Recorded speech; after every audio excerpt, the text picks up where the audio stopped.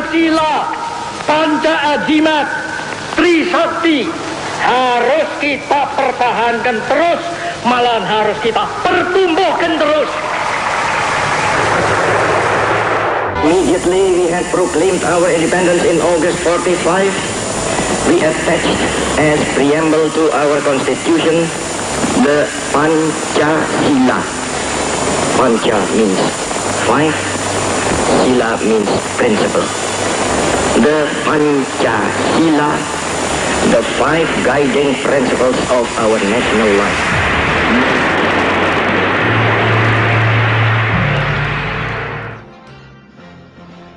Adalah Parada Harahap, seorang anggota Badan Penyelidik Usaha-Usaha Persiapan Kemerdekaan pada tanggal 13 Juli 1945 dalam rapat panitia perancang Undang-Undang Dasar 1945 mengusulkan lambang negara. Usul tersebut disetujui oleh semua anggota dan disepakati akan dibahas tersendiri kemudian dalam bentuk undang-undang istimewa yang mengatur secara khusus tentang lambang negara. Sesudah proklamasi kemerdekaan Republik Indonesia, kemudian dibentuklah Panitia Indonesia Raya. Panitia ini diketuai oleh Ki Hajar Dewantara dan Sekretaris Umum Muhammad Yamin. Panitia ini bertugas menyelidiki arti lambang-lambang dalam peradaban bangsa Indonesia sebagai langkah awal untuk mempersiapkan bahan kajian tentang lambang negara. Namun, akibat peristiwa 3 Juli 1946 yang merupakan penentangan terhadap Kabinet Sultan Syahrir, Panitia Indonesia Raya belum dapat menyelesaikan tugas. Pada tahun 1947, Kementerian Penerangan menyelenggarakan sayembara rancangan lambang negara. Sayangnya, kebanyakan pelukis kurang paham akan hukum-hukum kesejarahan dari tanda lambang negara, sehingga tak satu pun hasil rancangan lambang negara tersebut dapat kita kenali seperti sekarang ini. Pasca konferensi meja bundar, Soekarno dilantik sebagai Presiden Republik Indonesia Serikat di Sitinggil Keraton Yogyakarta pada tanggal 17 Desember 1949. Bahwa saya untuk dipilih menjadi Presiden Republik Indonesia Serikat. Menjadi Presiden Republik Indonesia Serikat. Tanggal 20 Desember 1949, Presiden Republik Indonesia Serikat mengangkat Sultan Hamid II menjadi Menteri Negara Zonder Portofolio. Sultan Hamid II dipercaya untuk mempersiapkan perancangan lambang negara. Pada saat beliau dipercaya oleh Bung Karno untuk membuat lambang negara, dibuatlah beberapa sket yang sering diperlihatkan kepada Bung Karno, dan Bung Karno selalu memberikan masukan-masukan ke beliau. Untuk menyeleksi rancangan lambang negara yang akan dipilih, dibentuklah panitia teknis yang diberi nama Panitia Lambang Negara. Panitia teknis ini terdiri atas Muhammad Yamin sebagai ketua, dan dengan anggota Ki Hajar Dewantara, M.A. Laupesi, Muhammad Natsir, dan Raden Mas Ngabehi Purba Caraka. Untuk melaksanakan keputusan Kabinet Republik Indonesia Serikat, Menteri Priyono melaksanakan sayembara lambang negara. Sayembara itu menghasilkan 2 gambar rancangan, yaitu dari Muhammad Yamin dan Sultan Hamid II. Lambang negara rancangan Muhammad Yamin berupa perisai.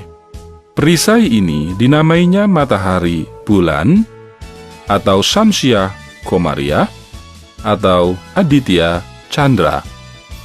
Lambang ini memiliki arti dan makna cendera sangkala, angka 1881,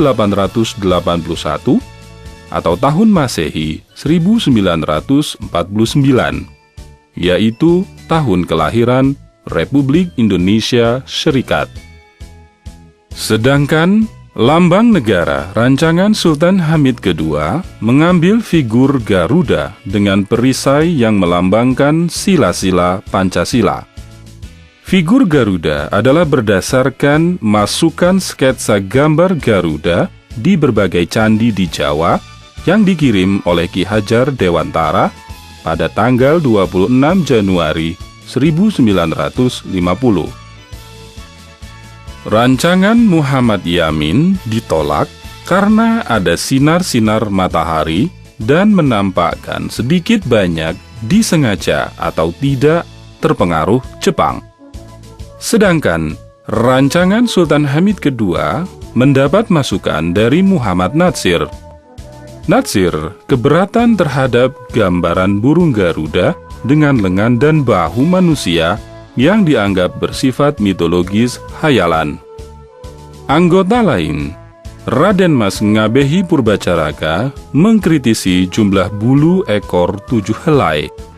Atas usulan M.A. Pelopesi, jumlah bulu ekor diubah menjadi 8 helai bulu ekor sebagai identitas negara proklamasi 17 Agustus 1945. Setelah mendapat masukan dari Muhammad Natsir, Sultan Hamid II melakukan perbandingan dengan negara-negara lain yang menggunakan burung elang Raja Wali, sehingga figur Garuda berubah menjadi figur elang Raja Wali.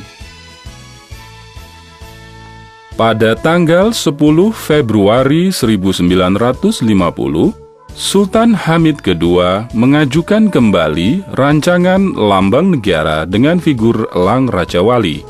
Dan sehari kemudian, pada tanggal 11 Februari 1950, diresmikan pemakaiannya dalam sidang Kabinet Republik Indonesia Serikat.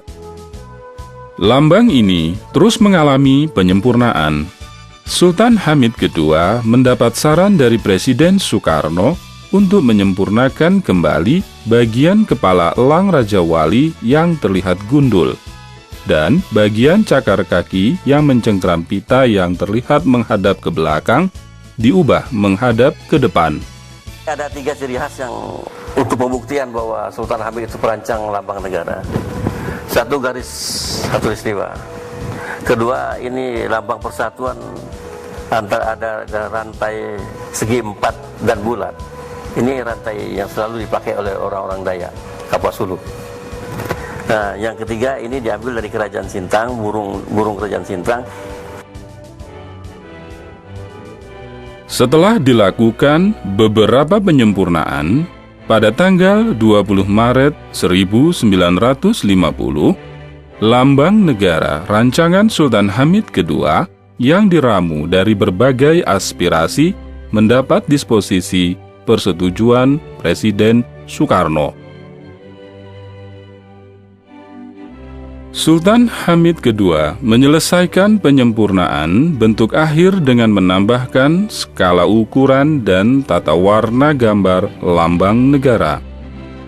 Gambar inilah yang kemudian menjadi lampiran resmi Peraturan Pemerintah Nomor 66 Tahun 1951.